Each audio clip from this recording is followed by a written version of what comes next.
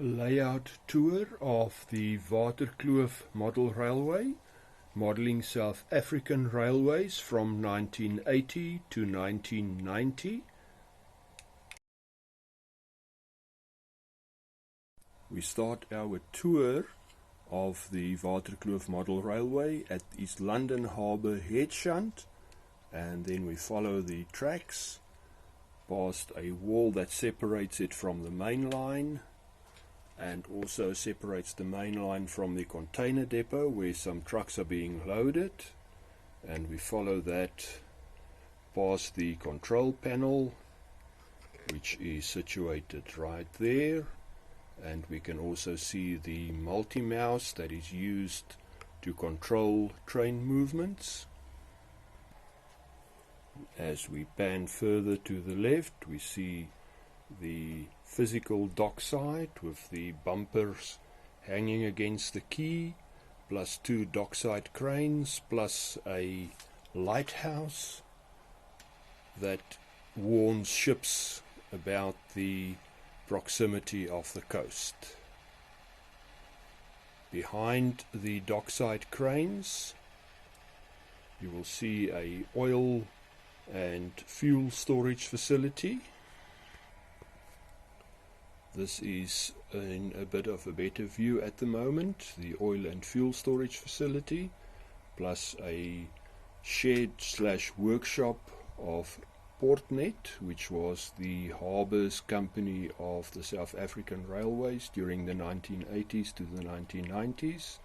And we also see a forklift driver plus a lady of the night. And if we look to the front, we see some seagulls that have made their home in East London Harbour. At the back behind the oil and fuel storage facility, the mainline tracks run behind the wall. We cannot see them currently, but believe you me, they are there. From the harbour, the track leads behind the lighthouse, behind the parking bay, behind the diesel depot at Waterkloof and the diesel tanks, into Waterkloof itself. Waterkloof is the main station. As you can see, it comprises of a rather large diesel depot, the control panel right in front, and the yard tower, and of course also a rather large goods yard or shunting yard. The control panel in view there is for the upper level for Fluctu Plus, and then behind the goods shunting yard you will see there are some passenger shelters on the platform. So there is two passenger lines, one which serves as a main line and one which is the actual passenger siding where the trains can stop next to the platform. At the end of the yard, where there is a caboose storage track and some stop blocks, the railway houses feature, and these look just like the railway houses that the South African railways used to house their staff in, plus there is a new house under construction. From Waterkloof, the main line follows along the back, past that block of flats, and onto the bridge that spans the garage door, and also contains the dispatcher's panel, which I will explain in detail now. The dispatcher's panel consists of a panel that has got the push buttons and also toggle switches. These ones switch on the shunt signal on the different areas where there are shunt signals. The green buttons set the signals. I will pan slightly to the right so that you can see what happens when I press the home signal for Waterkloof, and you will notice on the right hand side, that signal has changed, and if I change, the green buttons is for signals, the red ones is to select your track. So if I select the main line, you will notice that the signal in the far right hand corner has changed to show a straight, and if I select the yard entrance, you will notice that the signal has changed totally to the right, showing that the train will now enter the yard. The signals are also interlocked, so while that signal is green, I can press these two buttons for the start signals in the platforms. They will not turn green until that specific signal has turned to red, which is accomplished by the train passing over an optical sensor in the track. Part of the dispatches panel is also a tablet that controls the turnouts for Bloemfontein and for power. They are DCC controlled, so a single button touch changes all the turnouts, the same as on the manual dispatches panel. And on Bloemfontein, only the turnouts are changed, and on the dispatches panel there is a panel for Bloemfontein controlling the signals. The next one is Fluctu Plus, Waterkloof, Aloes, Power and Bloemfontein. And you will notice all these little cards hanging above. They are the tablets or tokens for track clearance and also track warrants. If there's a crossing between two trains, where there's a diamond crossing involved, a track warrant is given to the lesser important of the two trains, or less important of the two trains, and that will have to wait at the crossing till the first class or high priority train has cleared the crossing. Once we cross over the bridge over the garage door, we can also see a block signal showing the block occupancy of that specific piece of track. We enter into the town of Aloes, and there is a small farm where the farmer has got a few sheep that is being fed, a windmill, and also a couple of zebras standing in the shade underneath the tree. The main industries in Aloes are a car manufacturer that is represented by a building flat against the back wall, quite a lengthy building, and also a small passenger depot. Unfortunately, there is no passing siding, so if a train stops here and departs, the crossing trains will have to wait at the stations where the train is on its way to. The next industry in Aloes is the cement plant, and that is represented by a huge flood loader next to the passenger depot, and next to the car factory you can see the cement plant itself against the back wall. From the cement plant, the main lines continue in both directions. The main line closest to the cement plant continues behind the car factory, and you will see it enters behind the backdrop and it climbs to the second level from there. The main line in the foreground, the one that runs behind the wall at East London, continues, as does the other one behind East London Harbour, all the way around, and we will go and see where that comes out. The main line in this picture is the one to the right of the block signal. That is the one that was running behind the East London Harbour, and as it continues, unfortunately it's slightly blocked by the fuel tanks. It crosses over the main line from Waterkloof, and it also continues behind the backdrop, climbing to the second level at Power. The main line that climbs behind the car factory is the one that comes out from Waterkloof mainline station and it continues.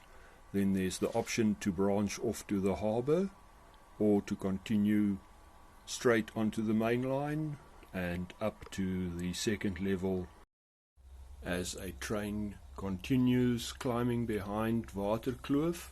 It also crosses a bridge across the garage door leading from the lower to the upper level. They are not installed for this video as it takes some time to install and remove them, but you can well imagine a bridge coming across the garage door. And the first industry that greets you in power is the Machipupi power station. To the left of the power station you will notice a rock face, and the rock face hides a hidden staging yard that has got 4 tracks to stage trains. You will also notice a mirror against the ceiling. That is to help the operators to see the fouling points, which are the white ties or white painted ties. Your train has to be parked behind the white ties on either side. Then it will not be sideswiped by a new train or another train coming into the staging yard. You will also notice the 4 LEDs, red and 4 green. They show the occupancy of the staging yard. And the push button hidden in the rock face changes the turnout for the siding that is for unloading heavy equipment for the Machipupi power station. Just a scene of a small waterfall with a bridge crossing across the river gorge and a Class 19D locomotive busy crossing the bridge. Some more of the rock face plus a pair of 5E electric units that are also traversing the track next to the rock face. Further to the left against the rock face you can see a water pipe leading down, but it is also a clever hiding place for a uncoupling pick. That is just a kebab skewer with a bit of masking tape wrapped around it to prevent it from falling down the pipe and also to make it easy to handle. Behind that you'll see there's another mirror with the fouling point markers for the operators, plus another push button for the turnout that leads to the mine that is on the upper level in power. The coal mine at power, this is still to be named, but I am sure a name will soon be found for it. The coal mine also sports its own shunting locomotive, a ES1 locomotive bought second hand from the South African Railways, and it still carries the South African Railways colours. These were battery powered locomotives used in Johannesburg station to shunt the passenger stock way back when, in the previous millennium and probably 2 centuries ago.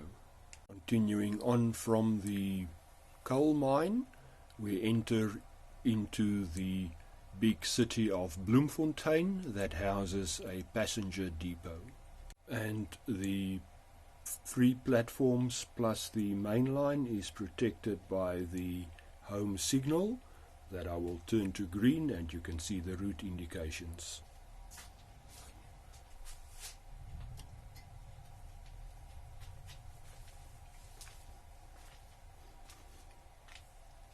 As you can see, it is currently showing the first platform, and if the tracks change to the second and third platform, the lights on the signal change accordingly.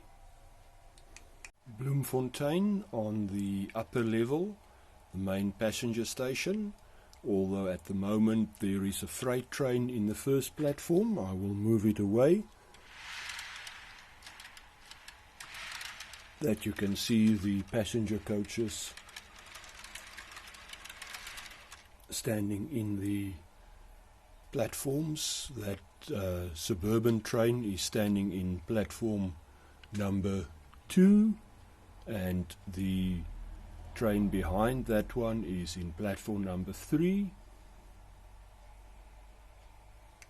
The Transkaroo waiting in platform number 3 for a locomotive to come and connect it and take it wherever it needs to go from Bloemfontein. The Bloemfontein station building, and it also houses a pub and grill known as the Old Chute, which was a railway related pub in Bloemfontein, but not on the station building, but at the recreational hall belonging to the railways. The left-hand entrance to Bloemfontein station is also protected by a home signal, as is all the platforms protected by departure signals, and these work on the same principle, that if a train passes over the sensor, it will change from green to red. So I can just manually now try and block out the sensor by creating a bit of shade. I think there we are. And if a train passes over that sensor, it automatically trips the signal to turn back to red. From Bloemfontein, the train continues into Fluctu Plus. The track runs behind the grain silo and the fruit packers. Here we are looking at Fluctu Plus on the upper level, and a 6E locomotive departing as a light engine to go and collect the Transkaroo parked in Bloemfontein station.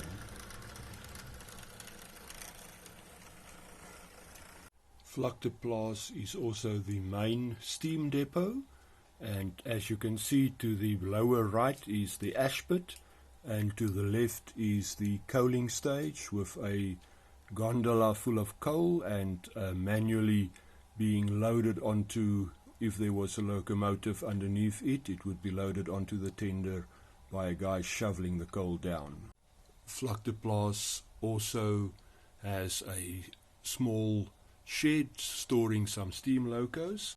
It is still served by semaphore signals, which is fully operational, as you can see in the front, and also it is lighted, having a small light showing green or red depending on the signal, and these are also light sensitive, and you will see the signal return to red or danger.